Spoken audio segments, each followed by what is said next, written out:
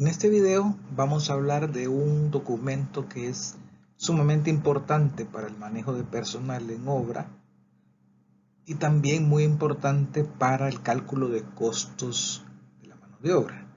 Es lo que llamamos laudo arbitral, que en realidad es el resultado de la negociación de un contrato colectivo de trabajo entre las empresas de la construcción y los sindicatos de la construcción. De hecho, este laudo arbitral se amarra al Código de Trabajo a través del artículo 269, donde dice que el contrato colectivo de trabajo se celebra entre uno o varios sindicatos de trabajadores, por una parte, y un patrono por la otra. También dice que cuando los trabajadores afiliados a un sindicato presten sus servicios a diversos patronos, el sindicato podrá celebrar contratos colectivos con cada uno de estos siempre que estén obligados a contratar. En esta presentación nos vamos a concentrar en uno de los laudos. Es el laudo con el sindicato Citracox, que se llama Sindicato de Trabajadores de la Construcción y Conexos Salvadoreños. Y este laudo en particular es el que va del periodo 2017 al 2019. En el año 2020 se está negociando otro ajuste, otro contrato para otro periodo de 3 años. Importante aclarar que las empresas constructoras afiliadas a Casalco nombran un representante para negociar con cada uno de los sindicatos. Básicamente son 2 sindicatos los que hay. Este que se llama Citracox y el otro se llama SUTC, Sindicato Unión de Trabajadores de la Construcción. Al final entonces se tienen 2 laudos muy similares y las empresas constructoras que no lo han firmado por practicidad deciden adoptar en muchos criterios de estos documentos porque permiten manejar de manera más ordenada a los pagos de la mano de obra, sobre todo, aunque también una serie de requerimientos durante la ejecución de la obra. Veamos entonces algunas cláusulas del laudo arbitral, en este caso el del Citracox. La cláusula 4 establece un horario que es de lunes a viernes de 8 a 12 y de 1 a 4, vean ustedes que son 7 horas, y los sábados de 8 a 12, es decir, 4 horas. Esto significa que la suma de horas en la semana son 39, congruente con la definición de la jornada laboral en un trabajo peligroso como es la construcción. Esto está amparado entonces a lo que establece el Código de Trabajo. Hay una parte de esa cláusula que dice también que el patrono y los trabajadores pueden acordar un horario diferente siempre que estén dentro de las 39 horas semanales.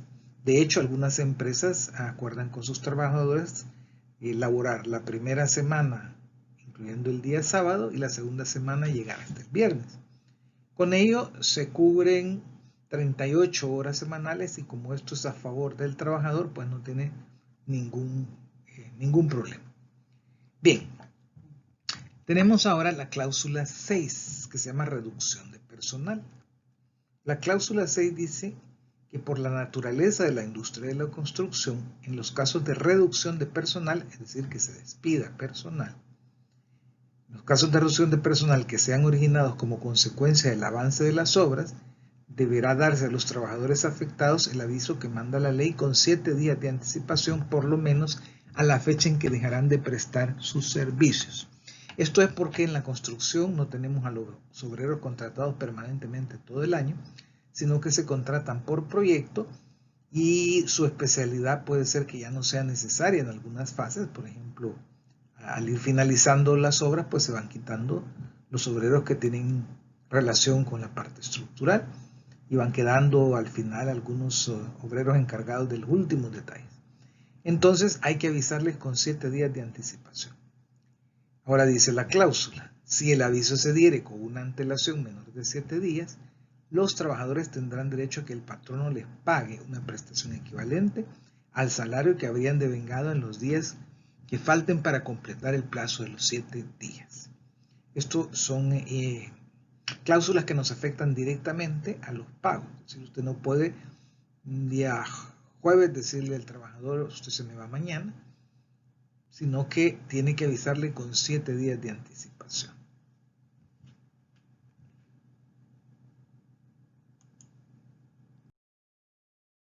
Veamos otras cláusulas. Dice la cláusula 12, obligaciones del patrono. Son obligaciones del patrono proporcionar un lugar seguro para guardar sus herramientas y útiles de propiedad de los trabajadores. Para dichos efectos, el patrono construirá una galera donde los trabajadores puedan tomar sus alimentos, descansar adecuadamente a la hora del mediodía, protegerse de la lluvia en el tiempo de invierno. En esta galera el patrono construirá un cuarto forrado con lámina y puerta con candado para que los trabajadores puedan guardar sus herramientas y útiles de su propiedad. 2. Instalar sanitarios de acuerdo a las facilidades que permite el lugar para la protección de la salud de los trabajadores, así como proporcionarles agua potable fresca para beber. 3. Guardar la debida consideración a los trabajadores, absteniéndose de maltratos de obra o de palabra. 4. Cumplir y verificar el cumplimiento de las leyes respectivas en el ámbito de los proyectos de la empresa, a efecto de prevenir y erradicar el trabajo infantil. Vean que aquí tenemos implicaciones hacia los costos. Por ejemplo, cuando hablemos de obras provisionales, tendremos que considerar esta cláusula 12 porque hay que construir algunos ambientes para que los trabajadores descansen, tomen sus alimentos, guarden sus cosas. Además hay que proveer de instalaciones hidráulicas, sanitarias. Y una cosa bien interesante de esta cláusula es el control sobre el trabajo infantil. Y eso significa que no pueden haber trabajadores de menos de 18 años en nuestras obras. Y el patrono está obligado a hacer cumplir esto.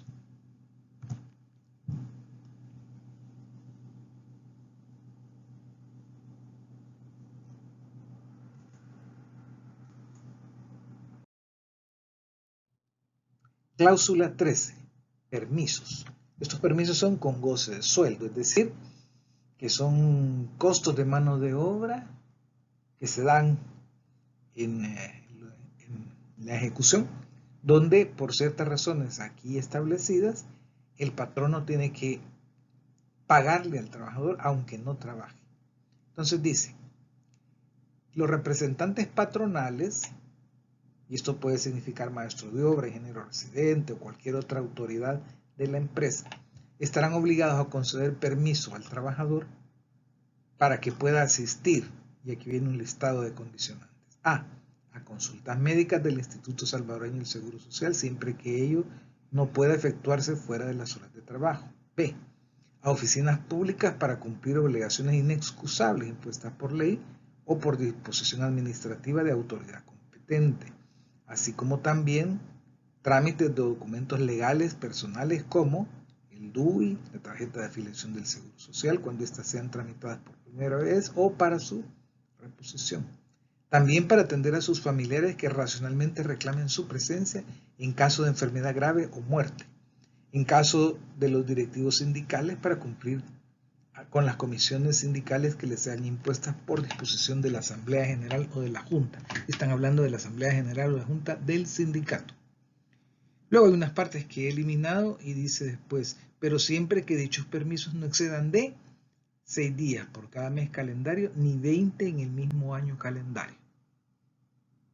Esto es bien importante porque aquí es donde comenzamos a ver implicaciones con valores numéricos a nuestros costeos, porque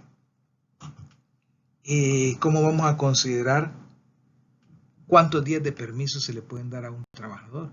Entonces aquí vemos un criterio, por lo menos ya un criterio numérico, donde nos dice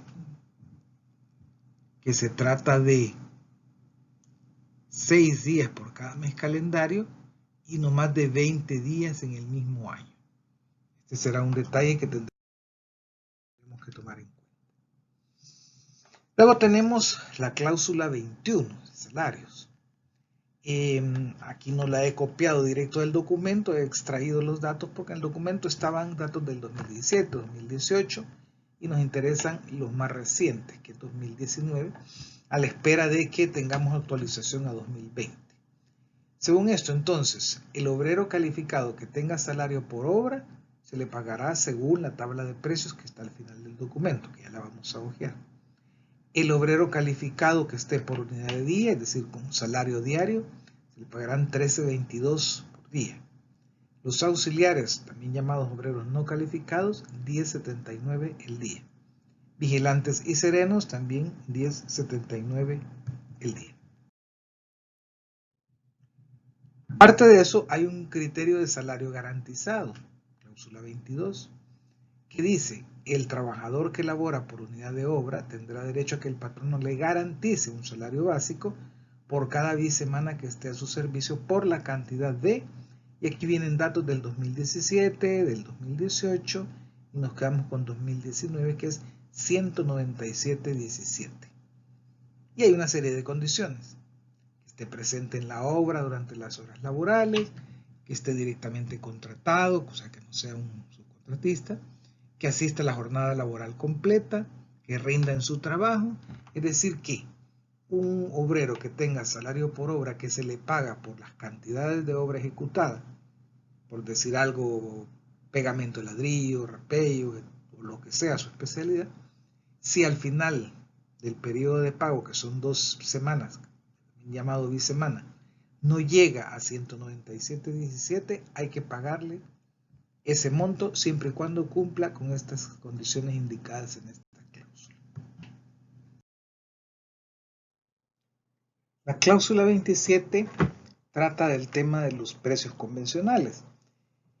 Ocurre que muchas veces el precio que se está estableciendo para un determinado trabajo no está en el tabulador que está al final del laudo, y tampoco el obrero lo quiere por unidad de tiempo, entonces se entra a una negociación hasta llegar a un convenio.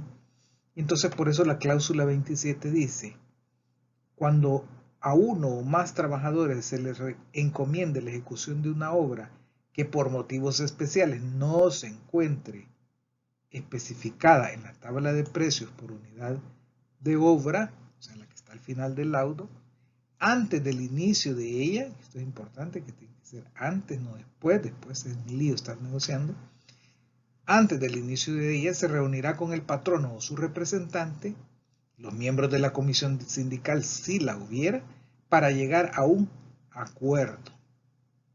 Eso es un precio convencional, sobre un precio razonable, el cual hará constar por escrito, entregándole una copia al o los trabajadores.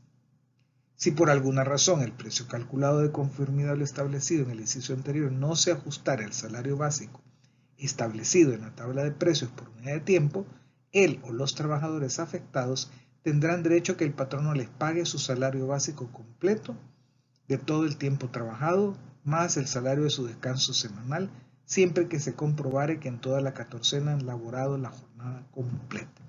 En otras palabras, se llega a un acuerdo, pero si el acuerdo no conviene al trabajador, se le paga por unidad de tiempo, es decir, lo más favorable del trabajo.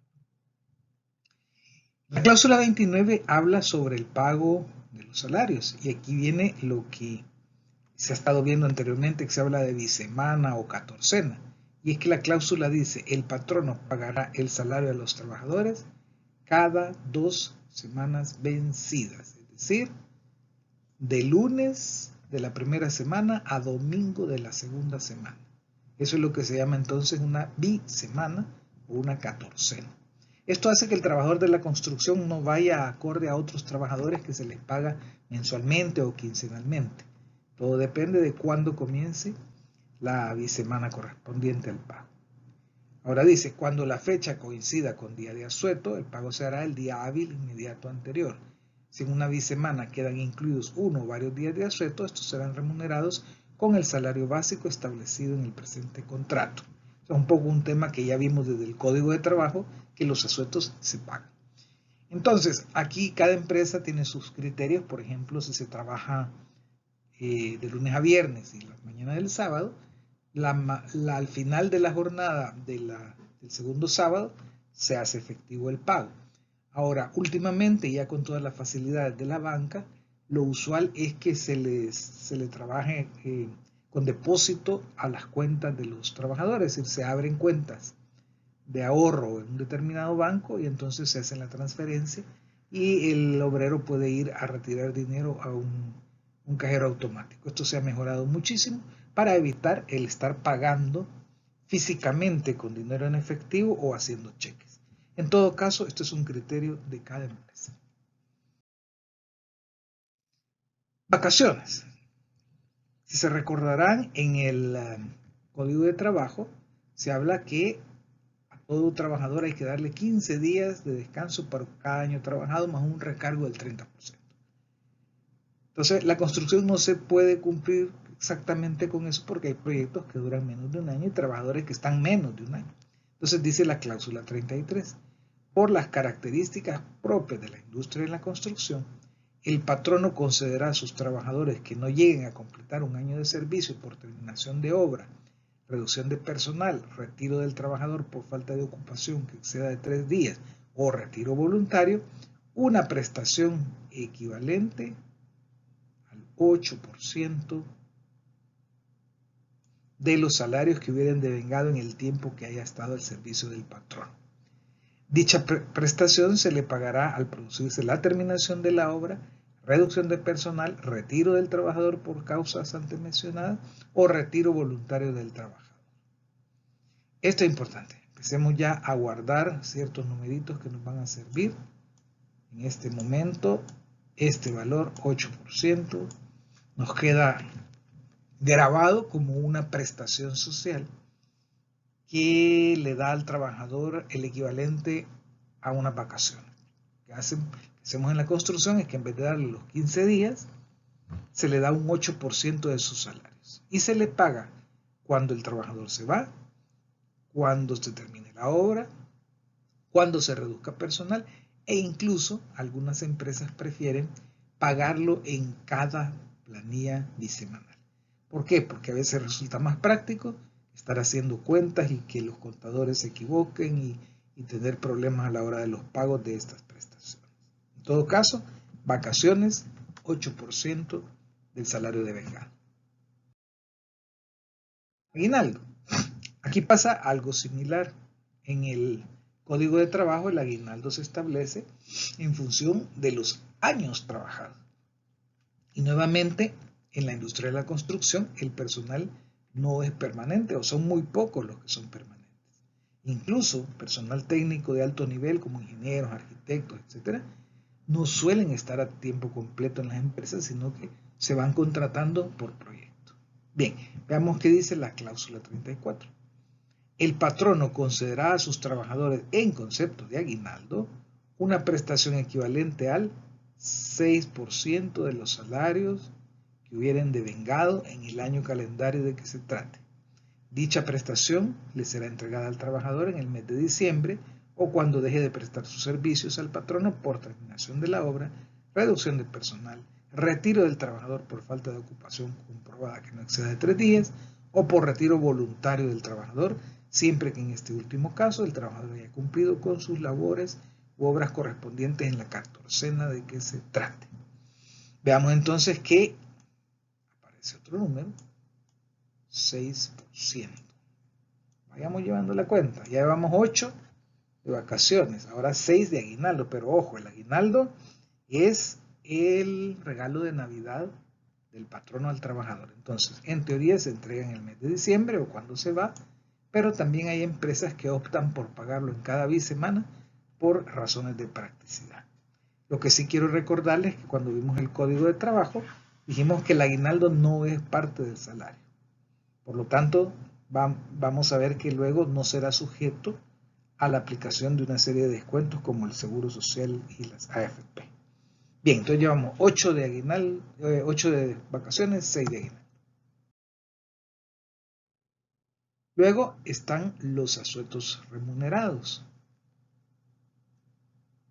Dice esta cláusula: el patrono concederá asueto remunerado a los trabajadores que laboren a su servicio, tanto por unidad de tiempo como por unidad de obra, en los días siguientes. Ojo con este detalle. Si un trabajador, aunque esté por obra, tiene derecho a que le paguen el asueto. Y comienza el listado. 1 de enero, 20 de febrero, esta es la fecha de constitución del sindicato, de este sindicato. Miércoles Santo, 3 horas por la tarde, o sea que se trabaja la mañana. Jueves Santo, Viernes Santo, Sábado de Gloria. 1 de mayo, 3 de agosto, 6 de agosto, 15 de septiembre, 2 de noviembre, 24 de diciembre, 25 de diciembre, 31 de diciembre. Además, se concederá asueto remunerado los días 4 y 5 de agosto en el departamento de San Salvador o en la ciudad de Santa Tecla y Antiguo Cuscatlán, o el día principal de la feria o fiesta para las demás ciudades o localidades en que labora el trabajador. Aquí me detengo y quiero hacer una actualización porque ahora tenemos que considerar dos asuetos más, el 10 de mayo y el 17 de junio, una actualización a esta lista. Bien, ¿qué ocurre esos días? Dice esta cláusula 35. El día de asueto se remunerará con salario básico de acuerdo a lo establecido en el Código de Trabajo. Es decir, que son días que el trabajador no labora, pero el patrono los paga. Ahora bien, si coincidiera un día de asueto con el día de descanso semanal, el trabajador tendrá derecho únicamente a su salario básico. Pero si trabajara en dicho día, tendrá derecho a la remuneración especial que establece el artículo 192 del Código de Trabajo y el correspondiente descanso compensatorio remunerado. ¿Se acuerdan cuando vimos el Código de Trabajo? Hablamos que hay recargos si se trabaja en hora extra, si se trabaja en hora extra en día de asueto, si se trabaja en día de descanso, si se trabaja en hora extra en día de descanso, etc. Entonces aquí el auto lo que nos dice es que tenemos que cumplir con el Código de Trabajo. Ahora bien, dice además esta cláusula 35, cuando un trabajador fuere despedido dentro de las 2 semanas anteriores a un día de asueto, el patrono estará obligado a pagarle la remuneración de dicho día. Esta disposición no tendrá efecto cuando el retiro del trabajador se deba a la terminación de los labores de su especialidad. ¿Qué significa esto? Que como patrono no podemos hacer truco y decir, bueno, como agosto este año cae en día de semana, 3, 4, 5, 6 en día de semana, los despedimos a todos la semana anterior y los recontratamos la semana después. No se puede. Hay que pagarle esos días de asueto si usted hace eso.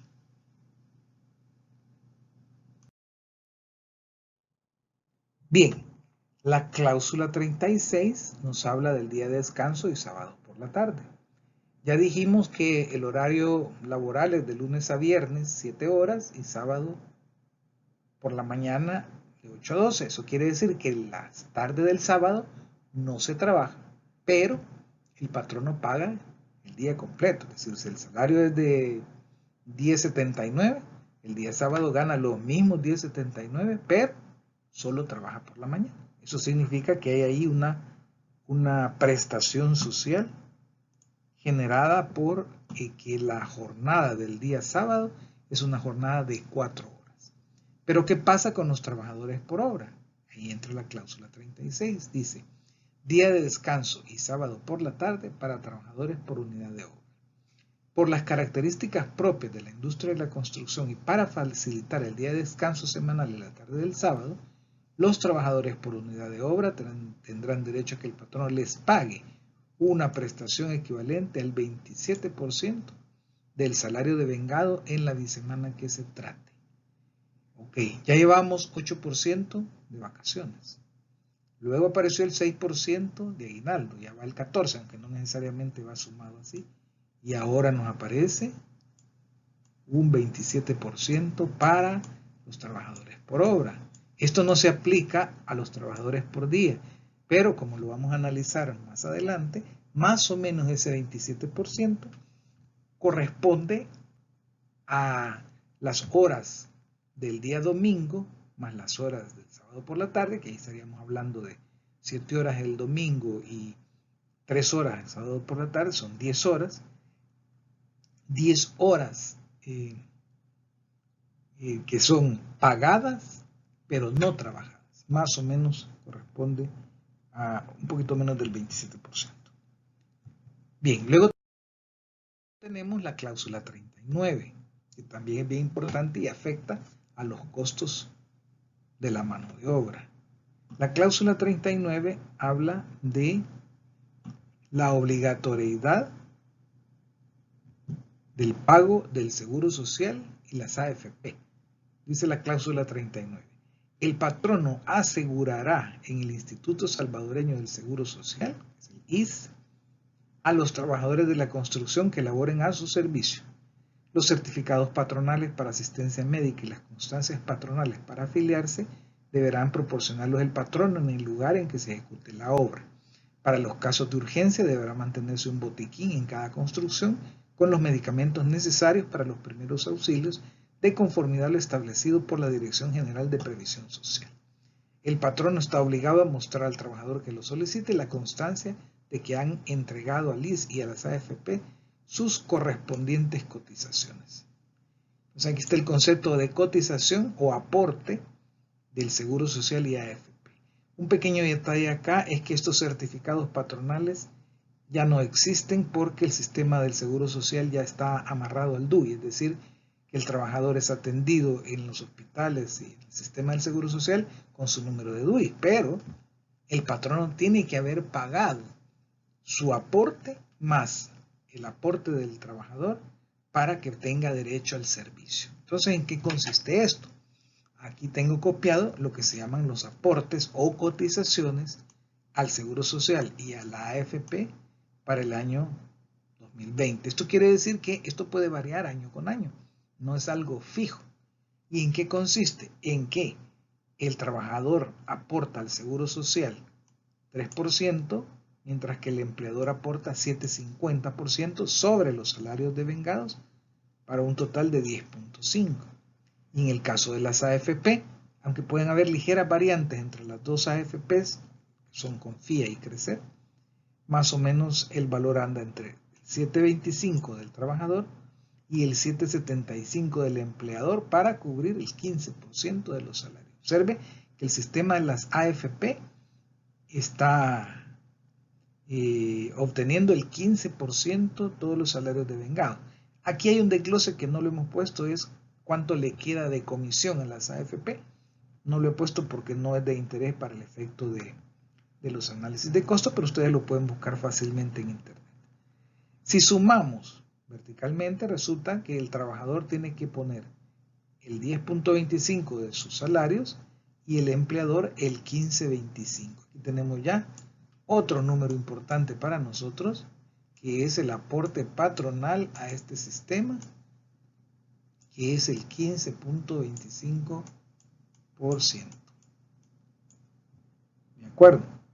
Entonces, ¿cómo funciona este asunto? Con cada planilla de pago, con cada pago al trabajador, el empleador le tiene que descontar el 3% para el Seguro Social y descontarle el 7,25 de las AFP. O sea, no es que el trabajador va al seguro o va a la AFP a pagar, no.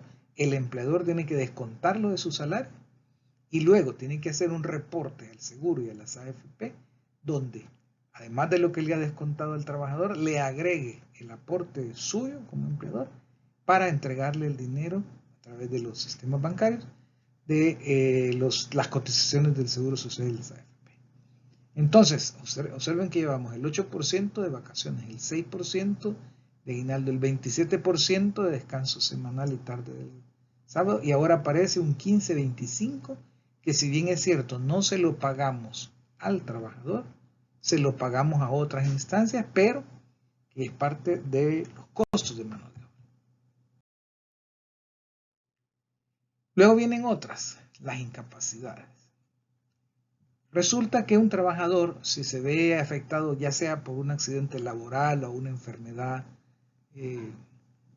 natural o incluso ahora con los nuevos virus que tenemos, pues se ha afectado, tiene derecho a una incapacidad.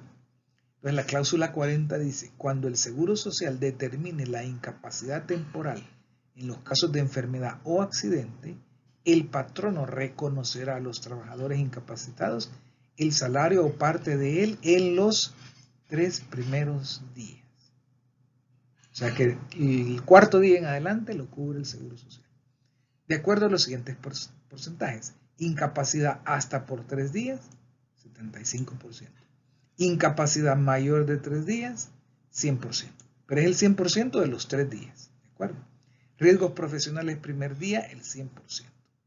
En el caso de la letra B, se pagará el 100% en los 3 primeros días. La prestación que antecede será procedente cuando el Instituto Salvadoreño del Seguro Social extienda una constancia indicando que el trabajador ha estado incapacitado para desempeñar sus labores. Entonces aquí viene un problema. Las anteriores prestaciones son relativamente claras, pero en este caso, ¿cuántos trabajadores se me van a incapacitar en una determinada obra? No hay forma de saberlo. Pero si ocurre esa situación, hay obligación patronal de pagarlo. Por otra parte, además de que los trabajadores deben estar inscritos al Seguro Social, el patrono tiene que tomar un seguro de vida, generalmente un seguro de vida colectivo, en alguna aseguradora del país. Entonces dice la cláusula 41. El patrono se compromete a contratar a favor de sus trabajadores dentro de un plazo no mayor de 30 días a partir de la fecha de vigencia de este contrato colectivo de trabajo, un seguro de vida personal que cubra las 24 horas por la suma equivalente a un año de salario por cada trabajador. Dicho seguro será pagado exclusivamente por el patrono, una prestación social clarísima. El sindicato intervendrá ante el patrono para reclamar el cumplimiento de la cláusula. Cuando el trabajador falleciere y no estuviera asegurado por causa imputable al patrono, éste entregará a los beneficiarios declarados por el trabajador por escrito la suma equivalente a un año de salario que hubiera devengado el trabajador fallecido. Entonces, ¿qué es lo que hacen las empresas constructoras?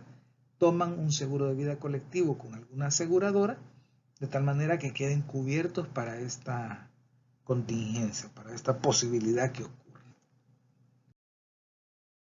Luego está que el laudo obliga también al patrono a ayudar en caso de muerte del trabajador, cláusula 42. En caso de muerte del trabajador, el patrono entregará inmediatamente a sus familiares, previa comprobación con documentos fehacientes para que inviertan en el sepelio del trabajador, una cantidad equivalente a 75 días de salario básico, de conformidad a la especialidad del trabajador fallecido. O sea que aparte del seguro social, aparte del seguro de vida, si un trabajador muere, hay que darle a los dolientes, a los familiares, el salario de 75 días. Y entonces pregunto, ¿cuántos trabajadores van a morir en una determinada obra? No se sabe.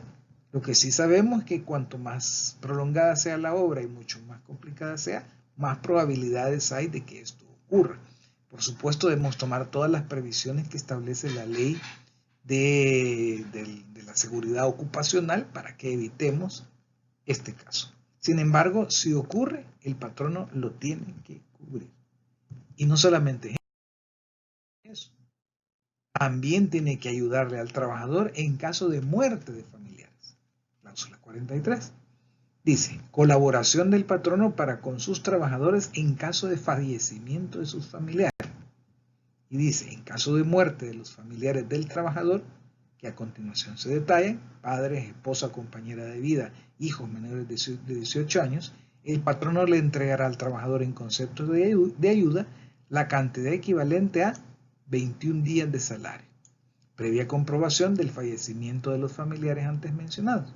Serán documentos de comprobación la certificación de partida de función, la certificación de la partida de nacimiento y documento único de identidad. Esta ayuda se dará cuando en el momento del deceso el trabajador se encuentre prestando sus servicios al patrón. En caso de que exista más de un familiar laborando para el patrono, La ayuda antes mencionada solo podrá ser solicitada por uno de los trabajadores. Es decir, si tiene 3 trabajadores en distintas obras y son hermanos y muere la mamá, por decir algo, los 3 puede ser que traten de conseguir esta colaboración de 21 días, pero la obligación patronal es dárselo solo una vez, porque es colaboración para el fallecimiento de los familiares. Si murió la mamá, para ayudarle a los gastos de sepelio, etcétera, de la mamá. Entonces solo sería una vez. Luego está la cláusula 47. Dice, indemnización por despido de hecho sin causa justificada. Si el patrono despediera a un trabajador sin causa justificada, tendrá derecho a que se indemnice en la forma y cuantía establecidas en el Código de Trabajo. Cláusula 48. Cuando el trabajador sea objeto de actos represivos o vejatorios de parte del patrono o de sus representantes patronales, podrá considerarse despido y hacer su reclamación correspondiente conforme al Código de Trabajo. Y ahí en el Código de Trabajo, cuando lo vimos, había un pago del salario de un mes por cada año trabajado. Entonces, aquí lo que hace el laudo es remitirnos directamente al Código de Trabajo. Y por último, al final del laudo hay una tabla de precios por obra. Aquí he sacado solo un pequeño fragmento de la tabla para ver cómo funciona. Entonces tenemos un código que representa digamos, un valor asociado a cada especialidad o cada tipo de trabajo. Por ejemplo, el código 10000 es albañilería. El código 101 es afinados. El código 10101 ya es afinados en aristas en general. Y entonces tiene una unidad de medida, por ejemplo aquí es ml, que no son mililitros, son metros lineales, y estos sí van a disculpar a toda la industria de la construcción, que esto es una aberración física, porque un físico mediría los metros son metros y mide longitud, usted no puede decirle metro lineal. Pero esto es porque con el obrero hay que tener mucho cuidado cuando se trate de pagos por metro cuadrado, por metro cúbico o por metro. Entonces lo que hacemos es enfatizar que el metro es lineal. Así que con las disculpas del caso, la unidad aquí es el metro lineal. Y luego hay 3 columnas. Por favor, ignoren la columna 1 porque es del 2017, ignoren la columna 2 porque es del 2018 y quedémonos con la tercera columna que es 2019 y cuando tengamos la del 2020 la sustituiremos. Una cosa importante, todos estos precios que están acá indicados en esta columna son precios sin prestaciones, es decir, aquí no va el descanso semanal, ni va el aguinaldo, ni va las vacaciones, es el precio sin prestaciones. Esto es importante porque a veces hay laudos cuando los editan los sindicatos. Esta es una edición de Casalco, la que estamos usando en este curso. Perdón, prestaciones. En esta edición de Casalco, entonces estos son valores sin prestaciones y entonces buscamos para cada una de estas actividades su precio correspondiente. Por poner un caso, afinados de aristas en general, unidad, metro lineal y el precio 0.13, es decir, 13 centavos de dólar por cada metro de arista. ¿Cuál va a ser el problema en manejar esta tabla? Los conceptos. Primero, tenemos que saber qué es un afinado, tenemos que saber qué son aristas. Entonces, durante este curso iremos hablando de procesos constructivos e iremos hablando de muchos de estos términos, pero eventualmente a lo mejor no los entendamos. Pueden buscarlos en internet o en su defecto hacerme la consulta, porque también de repente hay nombres un poco extraños que pueden ser difíciles de interpretar. Esta tabla nos servirá de muchísimo cuando hagamos presupuestos. Imagínense que está calculando el metro cuadrado, perdón, el metro, en este caso metro lineal, de un afinado de aristas. Usted calcula su costo de materiales y luego viene y busca acá el precio de la mano de obra y luego vendrá el reto de cómo incorporar las prestaciones. Le agregaremos algo de gasto de herramientas y ya estaríamos obteniendo entonces el costo de un proceso como este que he tomado de ejemplo de afinado de aristas en general.